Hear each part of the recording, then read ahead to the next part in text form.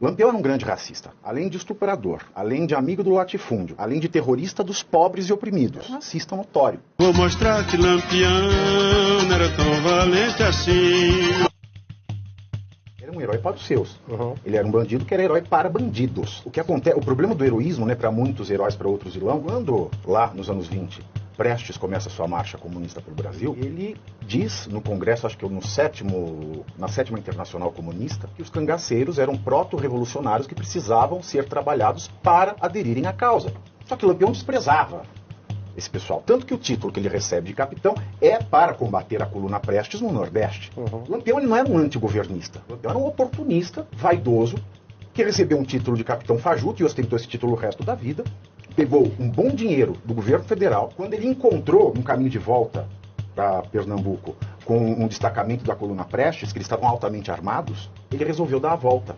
Porque um outro detalhe de Lampião é que ele era valente, e é um outro traço psicopático, doutor, me corrija se eu estiver errado, ele era valente com quem era inferior a ele.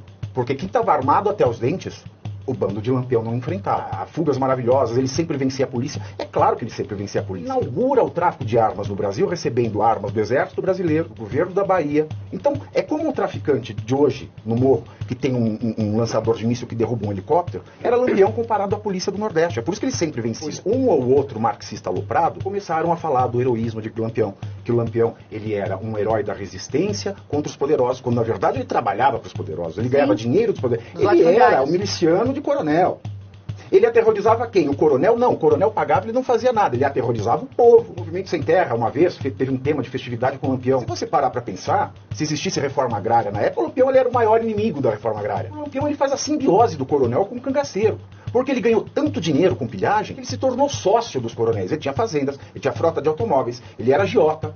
O romantismo, né, marxista tropical transformou Lampião num herói popular, quando na verdade ele não tem nada de herói popular. Eu falo marxismo tropical aloprado, para não dizer estúpido, porque o marxismo sério, através da tese do Eric Hobsbawm, que ele fala do banditismo social. O banditismo social, para todo mundo entender, é o Robin Hood. Tira dos ricos para dar aos pobres.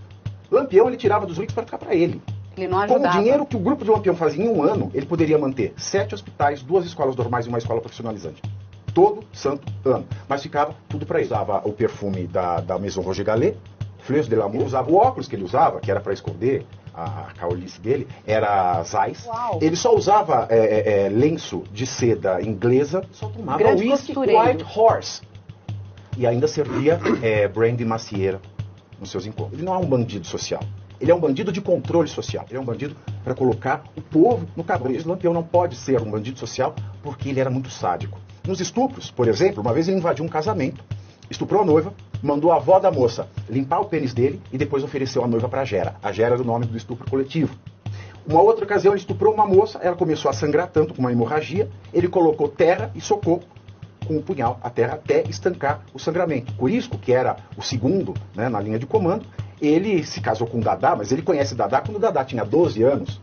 E Dadá, com 12 anos, ela era uma menina virgem, então quando ele transa com ela, ele causa hemorragia, ele deixa a menina em carne viva e deixa ela lá maturando, fazendo visitas e estupros periódicos. Zé Batista, ele ferrava as mulheres que ele estuprava com JB na bochecha. Lampião mesmo, ele chegou a ferrar mulheres porque elas usavam cabelo curto e achava isso imoral. Como os cangaceiros eram milícias privadas dos coronéis, né, o Lampião ele faz uma inovação. Ele não se vincula a nenhum coronel, porque antes um coronel, uma família, tinha lá o seu exército privado de cangaceiro. O Lampião, ele não tinha um coronel. Ele tinha um coronel que pagasse mais. Então ele barganhava entre coronéis. Olha, coronel, eu tô te dando proteção, mas o outro coronel me ofereceu mais. Lampião era um grande racista. Além de estuprador, amigo do latifúndio, além de terrorista dos pobres e oprimidos. Ele era um racista notório. Uma vez ele foi para Queimada, na Bahia, ele viu um juiz preto. Ele diz: "Ô terra desgraçada, até a justiça é preta."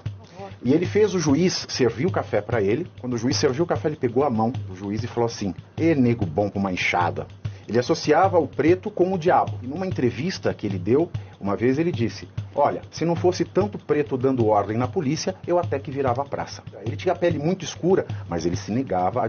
Toda a descrição que se dava dele à época tinha que dizer que ele era bronze, e nunca preto. Quando ele percebe, já estava numa situação financeira estável, e ele sempre se gabava do muito dinheiro que ele tinha, né, quando ele foi abatido, né, o dinheiro que ele carregava eram 3 prêmios da Loteria Federal na época. Uau. Fora o ouro. Pergunta assim: quem matou Lampião? respondem, foi o dinheiro dele. Os métodos dos nossos traficantes, do Tribunal do Crime, são coisas horrorosas, coisas que o Lampião já fazia. Essa ausência de Estado que provoca a ascensão de figuras como Lampião, como um narcotraficante, como um João de Deus, que era uma mistura de Lampião com o Padre Cícero da modernidade. Então é esse vácuo do Estado que propicia que isso aconteça.